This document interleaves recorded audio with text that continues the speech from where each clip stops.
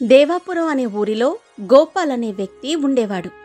ప్రతిరోజు ఉదయాన్నే లేవటం, పూజ చేసుకోవటం, తినడం, పడుకోవడం ఇదే అతని దినచర్య. గోపాల్ ప్రవర్తనకి అతని భార్య మంగ రోజు చాలా బాధపడేది. లేవండి లేవండి, దేవుడా, ఈయన ఎప్పటిదాకా ఇలా పడుకునే ఉంటాడో ఏమో, మధ్యాహ్నం కావస్తోంది, ఇప్పుడైనా లేచి మన పొలం పనులు చేసి రండి. మీరు పొలం అసలు పట్టించుకోవటం లేదు. ఇలా అయితే ఈసారి కూడా పంట సరిగ్గా పండుతుందో లేదో. అరే అరే అరే, ఇలా ఎందుకు నస పెడుతున్నావు మంగా? ఇది నేను పడుకునే సమయం అని నీకు తెలుసుగా. ఇప్పుడు రాహుకాలం నడుస్తుంది. ఈ సమయంలో నేను బయటకు వెళ్ళటం నాకు అంత శుభప్రదం కాదు. నువ్వు ఒక పని చెయ్యి, నాకు బాగా ఆకలిగా ఉంది, నా కోసం భోజనం తీసుకొనిరా, వెళ్ళు వెళ్ళు. ఓరి దేవుడా, నాకు ఇలాంటి సోమరితనం ఉన్న భర్తని ఇచ్చావేంటయ్యా? ఈయనకు కేవలం తినటం తాగటం మాత్రమే వచ్చు. ఇంతకు ముందే భోజనం చేశారు మీరు, ఇప్పుడు మళ్ళీ తింటాను అంటున్నారు. మీకు ఇంత ఆకలి ఎలా వేస్తుంది? రోజు మొత్తంలో ఏ పని చెయ్యరు అని బాధపడుతూ వంటగదిలోకి వెళ్ళి భర్త కోసం భోజనం తీసుకుని వస్తుంది మంగ. ఇదిగోండి, మీకోసం భోజనం తీసుకొని వచ్చాను, ఇప్పుడైనా నిద్ర నుంచి లేచి తినండి. అరే వా, వంటలు ఎంత మంచి వాసన వస్తున్నాయో, ఇలా ఇవ్వు, నాకు చూస్తూ ఉంటేనే నోరూరుతోంది, అస్సలు ఆగలేకపోతున్నా అని ఆ భోజనం తినేస్తాడు. అరే వారేవా, తింటూ ఉంటేనే మజా వచ్చింది మంగ, వంటలు చాలా కమ్మగా ఉన్నాయి, నీ వంటలకు అస్సలు పేరు పెట్టలేం, చాలా బాగున్నాయి మంగా అని సంతోషంతో నవ్వుతాడు గోపాల్. ఓ దేవుడా, అది సరే కానీ ఇంట్లో బియ్యం అయిపోయాయి, బజారుకు వెళ్ళి బియ్యం తీసుకుని రండి. నేను సాయంత్రం వండటానికి లేవు. ఏమన్నావు? బియ్యం అయిపోయాయా? సరే, రేపు పొద్దున్నే వెళ్ళి తీసుకుని వస్తాను. ఇప్పుడు బజారుకి నేను వెళ్ళలేను, కడుపు నిండా నీ చేతి వంట తిన్నాను. నేనిప్పుడు ఎక్కడికి కదలలేను, నాకు బాగా నిద్ర వస్తుంది, నేను మరి కాసేపు పడుకుంటాను. రోజు మొత్తం పడుకోవటం తప్ప మరో పనే ఉండదు మీకు. మీ వల్ల నేను బాగా విసిగెత్తిపోతున్నాను. నన్నేం చేయమంటావో నువ్వైనా చెప్పు దేవుడా. మీరు రోజు ఇలానే చేస్తే నేను మా అమ్మ వాళ్ళ ఇంటికి వెళ్ళిపోతాను, అప్పుడు తెలుస్తుంది మీకు. సరే సరే, ఈ విషయం గురించి తర్వాత ఆలోచిద్దాం. ఇప్పుడు నాకు బాగా నిద్ర వస్తుంది, నన్ను ప్రశాంతంగా పడుకోనివ్వు అని గురక పెడుతూ పడుకుంటాడు. తర్వాత రోజు ఒక సాధు మహారాజ్ గోపాల్ ఇంటికి భిక్షాటన కోసం వస్తాడు. ఇంట్లో ఎవరైనా ఉన్నారా? ఉంటే ఈ సాధువుకి భిక్ష దానం చెయ్యండి, భిక్షాం దేహి మాత. ఆ మాటలు విన్న మంగ ఇంట్లో నుంచి బయటకి వస్తుంది. సాధు మహారాజ్, మీకు ఏం కావాలి చెప్పండి. అమ్మా, నేను కాశీయాత్ర చేసి వస్తున్నాను, నాకు చాలా ఆకలిగా ఉంది, నాకు తినటానికి కొంచెం భోజనం పెడితే నీ జీవితానికి శాంతి దొరుకుతుందమ్మా. ఎందుకు పెట్టను? తప్పకుండా పెడతాను సాధు మహారాజ్. మా ఇంట్లోకి రండి రండి, నేను మీకోసం ఇప్పుడే భోజనం తీసుకొని వస్తాను. అరే, ఏమైంది మంగా, ఎందుకు అరుస్తున్నావు? నా నిద్ర మొత్తం పోగొట్టేశావు నువ్వు, ఎవరితో మాట్లాడుతున్నావు అని భార్య దగ్గరికి వస్తాడు గోపాల్. మీరు నిద్ర లేచి వచ్చారా? నాకు ఇది వింతలా ఉందండి.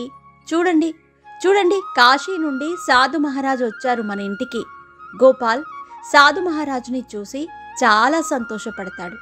నన్ను క్షమించండి మహారాజ్, బయటే నిల్చోబెట్టి మాట్లాడుతున్నాను, మీతో మాట్లాడటం నాకు చాలా సంతోషంగా ఉంది. తర్వాత సాధు మహారాజ్ ఇంట్లోకి వచ్చి కూర్చుంటాడు. మంగా, తొందరగా వెళ్ళి భోజనం తీసుకునిరా, వెళ్ళు వెళ్ళు. అలాగేనండి అని భోజనం తీసుకుని వస్తుంది మంగ. ఇదిగోండి సాధు మహారాజ్, భోజనం తిని నా చేతి వంట ఎలా ఉందో చెప్పండి. అప్పుడు సాధు మహారాజ్ ఇలా అంటాడు. వారెవ్వా అమ్మా, చాలా బాగుంది, నా ఆత్మ తృప్తి పడిందమ్మా. నేను నిజంగా చెబుతున్నా అమ్మా, మీ చేతిలో ఆ అమ్మ అన్నపూర్ణాదేవే కొలువై ఉంది. నేను చాలా సంతోషంగా ఉన్నాను. అందుకే మీకు ఏవైనా కోరికలుంటే కోరుకోండి, నేను తప్పక తీరుస్తాను. ఆ మాట విన్న గోపాల్ చాలా సంతోషిస్తాడు. మీరు నిజమే చెబుతున్నారా సాధు మహారాజ్? నాకు ఒక కోరిక ఉంది, అది మీరు తీరుస్తారా? నా కోరిక ఏంటంటే, నా జీవితంలో నేను ఎప్పుడూ పని చేయకుండా ఉండేలా వరం ప్రసాదించండి. నేను నా జీవితంలో ఎప్పుడు పని చేయకుండా హాయిగా నిద్రపోతూ జీవనం గడపాలనుకుంటున్నాను సాధు మహారాజ్. ఆ మాట విన్న సాధు మహారాజ్ ఆశ్చర్యపోతాడు. నువ్వు ఏం చెబుతున్నావు? ఇది మనిషి జీవితం. జీవితం పరిపూర్ణం కావాలంటే తప్పక ఏదో ఒక పని చేయవలసిందే. నీ కోరిక సృష్టికే విరుద్ధంగా ఉంది. సాధు మహారాజ్, కోరిక తప్పక నెరవేరుస్తామని మీరు మాటిచ్చారు. ఒకవేళ మీరు నా కోరిక నెరవేర్చకుంటే మీరిచ్చిన మాట అపవిత్రమవుతుంది. గోపాల్ మాటలకు సాధువు ఆలోచనలో పడతాడు. సరే, మీరు కోరుకున్నట్టే మీ కోరిక నేను తప్పక నెరవేరుస్తాను. ఎందుకంటే నేనిచ్చిన మాటను తిరిగి తీసుకోలేను అని కోరిక నెరవేర్చటం కోసం సాధు ఓ రాక్షసుడిని పుట్టిస్తాడు. భయపడకండి, ఈయన జాదూ రాక్షసుడు. ఈయన మీ ప్రతి కోరిక నెరవేరుస్తాడు. మీ కోరిక మీ జీవితంలో మీరెప్పుడూ పని చేయకూడదనేగా. ఈ జాదూ రాక్షసుడు మిమ్మల్ని ఏ పని చేయనివ్వడు. మీరు ఏ పని చేయాలనుకున్నా ఈ రాక్షసుడే ఆ పని చేసేస్తాడు. కానీ గుర్తుపెట్టుకోండి, ఈ జాదూ రాక్షసుడికి ఎప్పుడూ ఏదో ఒక పని చెప్పాలి. ఖాళీగా అస్సలు ఉండనివ్వకూడదు. ఏ రోజైతే ఈ రాక్షసుడు చెయ్యటానికి మీ దగ్గర పని ఉండదో ఆ రోజు ఈ రాక్షసుడు నిన్ను తినేస్తాడు అని చెప్పి ఆ సాధువు అక్కడి నుండి వెళ్ళిపోతాడు. ఆ మాటలు విన్న మంగ చాలా భయపడిపోతుంది. ఎంత పని చేశారండి! సాధు మహారాజ్ని ఎంత మూర్ఖమైన కోరిక కోరారండి! ఏమవుతారో మీరు అని నాకు భయం వేస్తుంది. ఒకవేళ ఏదో రోజు ఈ భయంకరమైన రాక్షసుడు మిమ్మల్ని తినేస్తే నేనేం చెయ్యాలండి ఇప్పుడు? అరే మంగ, నువ్వు జరగబోయే దాని గురించి చింత పెట్టుకోకు. నువ్వు అనుకున్నట్టు ఏమీ జరగదు. నువ్వే చూడు, ఈ రాక్షసుడితో నేనెలా అన్ని పనులు చేయిస్తాను. ఇప్పటి నుండి నువ్వు ఏ పని చేయనవసరం లేదు మంగా. నువ్వు కూడా నాలాగే విశ్రాంతి తీసుకోవచ్చు అని ఆనందంతో నవ్వుతాడు గోపాల్. రాక్షసుడు గంభీరంగా, ఓ మనిషి, చెప్పు, నేను ఏ పని చెయ్యాలి? మీ ఆదేశం ఏంటి? త్వరగా చెప్పు, లేకుంటే నేను నిన్నే తినేస్తాను. గోపాల్ రాక్షసుడికి డబ్బులిస్తాడు. వెళ్ళు రాక్షసుడా, బజార్కి వెళ్ళి బియ్యం బస్తా తీసుకునిరా. వెళ్ళు వెళ్ళు, ఇంట్లో బియ్యం అయిపోయాయి. సరే, ఇప్పుడే వెళ్ళి తీసుకొని వస్తాను అని అక్కడి నుండి మాయమై క్షణాల్లో బియ్యం బస్తాలు తీసుకొని అక్కడికి చేరుకుంటాడు రాక్షసుడు. అది చూసి ఇద్దరూ షాక్ అవుతారు.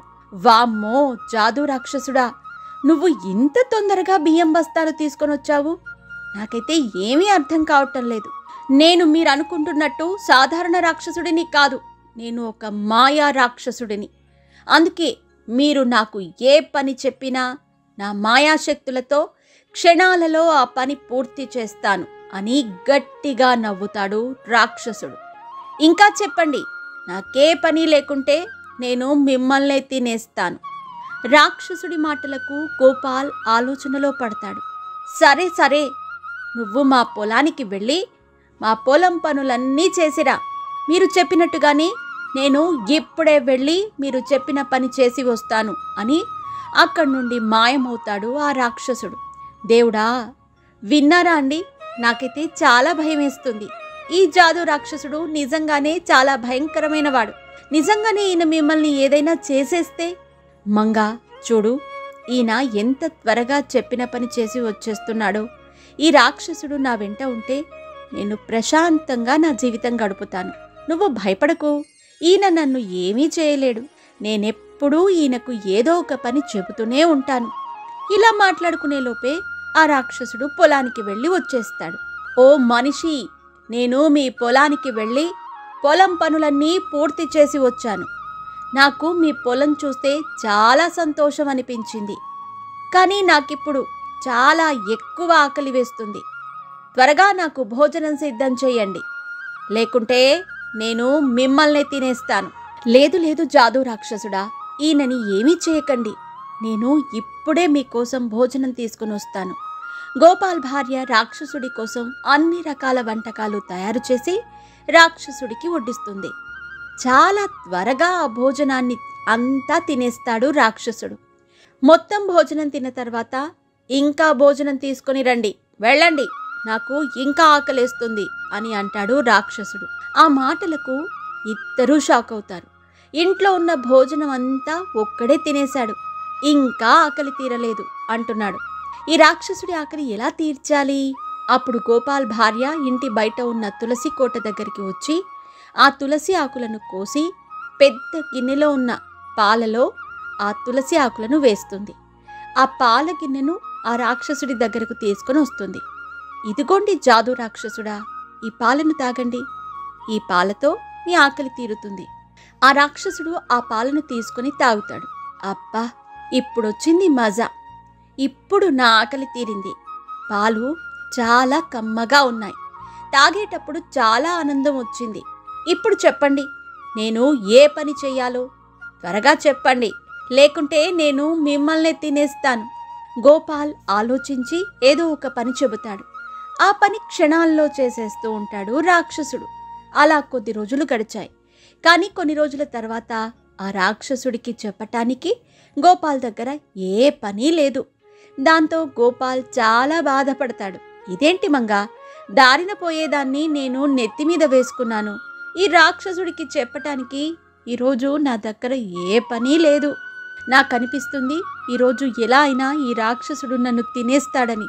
చెప్పు మంగా, నేనేం చెయ్యాలి? ఇప్పుడు నేను నిన్ను వదిలి ఆ రాక్షసుడి కడుపులో వెళ్ళిపోతున్నా, నా కర్మ ఇలా తగలడ్డదేంటి మంగా అని చాలా బాధపడతాడు గోపాల్. మీరు బాధపడకండి, నేను మీకు ముందే చెప్పాను ఆ జాదు రాక్షసుడు చాలా భయంకరమైన వాడని. కానీ మీరు బాధపడకండి, ఆ రాక్షసుడు మిమ్మల్ని ఏమీ చేయనివ్వను. కానీ మీరు కూడా నాకు ఒక మాట ఇవ్వాలి. ఈ రోజు నుంచి మీ పని మీరే చెయ్యాలి. నేను నీకు మాటిస్తున్నా మంగా, ఈ రోజు నుంచి నా పని నేనే స్వయంగా చేస్తాను. కానీ నువ్వు ఆ రాక్షసుడు నన్ను తినకుండా రక్షించు మంగా. సరే సరే, ఇప్పుడు మీరే చూస్తారు నేను ఆ రాక్షసుడికి ఎలాంటి పని చెప్తాను. నేను చెప్పిన పని ఆ జాదు రాక్షసుడు ఎప్పటికీ చేయలేడు అని నవ్వుతుంది మంగ. అంతలో ఆ రాక్షసుడు అక్కడికి చేరుకుంటాడు. ఓ మనిషి, ఈరోజు నేను ఏ పని చేయాలో త్వరగా చెప్పండి, లేకుంటే నేను మిమ్మల్నే తినేస్తాను. అరే ఆగురా బాబు, ఈరోజు నీకు నేను పని చెబుతాను. మా ఇంటి వెనకాల మోతి పేరుతో నాకిష్టమైన ఒక కుక్క ఉంది. నువ్వు వెళ్ళి మా కుక్క తోకని నిట్టారుగా చేసిరా. కుక్క తోక నిటారుగా అయిన తర్వాతే నువ్వు నాకు కనిపించు.